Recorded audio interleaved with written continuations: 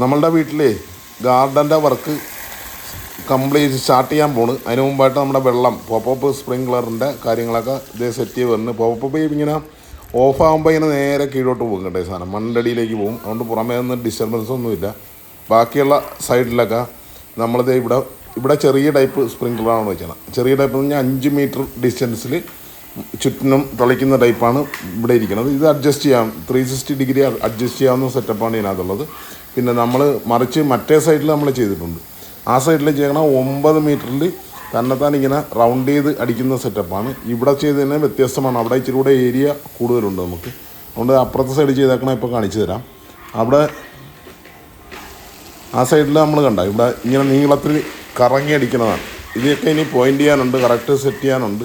അതുവരെ work complete ആകുള്ളൂ. അത് കഴിഞ്ഞ് ബാക്കി തുറന്ന് ഫുള്ള് ഗാർഡനായിട്ട് വന്നു കഴിഞ്ഞ് ബാക്കി ഇനി ഒരു ഫൈനൽ വീഡിയോ ചെയ്യാം. അതുവരേക്കും ഇതൊക്കെ തന്നെയാണ് വിശേഷങ്ങൾ. ഇപ്പോൾ പോപ്പപ്പ് സ്പ്രിങ്ക്ലർ ചെയ്തത് AR അഗ്രിടെക് എന്ന ടീമാണ് കേട്ടോ. അവർ ഇതിനകത്ത് എക്സ്പെർട്ട് ആൾക്കാരാണ്.